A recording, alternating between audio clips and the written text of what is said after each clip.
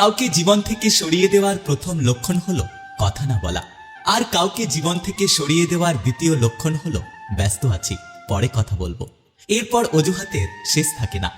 আমি তোমাকে ভালোবাসি আর আমি তোমাকে পছন্দ করি, এই দুটো কথার মধ্যে পার্থক্য কি জানেন তো?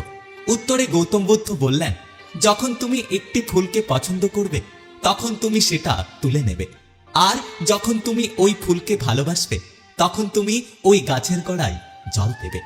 দুঃখ একটাই, আজ পর্যন্ত মানুষকে চিনতে শিখলাম না। কেউ একটু ভালো আচরণ করলে বিশ্বাস করে ফেলে। ভালোবাসা মানে শুধু দেহ বা রূপের সম্পর্ক নয়, ভালোবাসা মানে হলো শ্রদ্ধা, সম্মান, বিশ্বাস আর ভালোবাসা।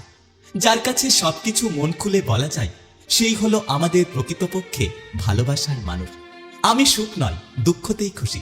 সুখটা তাকে দিও যাকে আমি ভালোবাসি। শুধু ছেড়ে যাওয়াকে ঠকানো বলে না, পাশে থেকে অভিনয় করাকেও ঠকানো বলে। মানুষের জীবনে 5টা জিনিস খুঁজে পাওয়া খুব কঠিন। 1. নিজের মনের মতো একটা মানুষ। 2. নিষ্পাপ একটা মন। 3. কষ্টের ভাগিদার। 4. নিঃস্বার্থ ভালোবাসা। 5. বিশ্বাসী মানুষ। জীবনে অনেক কিছুই হয়তো আমরা আবার নতুন করে খুঁজে পাব, কিন্তু হারিয়ে যাওয়া দিনগুলো আর কখনোই ফিরে পাবো না। বিশ্বাস আর নিঃশ্বাস খুব মূল্যবান। একবার হারিয়ে গেলে আর কখনো ফিরে পাওয়া যায় না।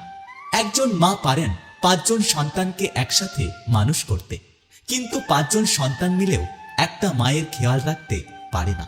হাজার দুঃখ যন্ত্রণা বুকে চেপে সবসময় মা আমাদের ভালো চায়।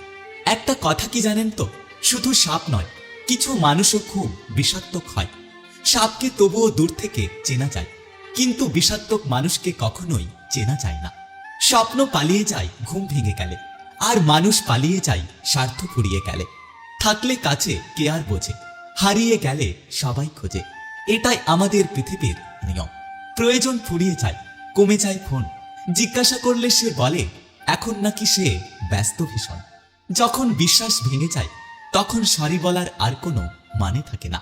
অকারণে কেউ কখনো বদলে যায় না। সময় পরিস্থিতি একটা মানুষকে বদলে যেতে বাধ্য করে। কাউকে অন্ধের মতো কখনো বিশ্বাস করো না, তাহলে সে তোমাকে অন্ধ ভেবে ঠকিয়ে দেবে। জীবন থেকে কেউ চলে গেলে আমরা অতটাও কষ্ট পাই না, যতটা কষ্ট পাই ওই মানুষটার সাথে মিশে থাকা পুরনো স্মৃতি আর অভ্যাসের কারণে।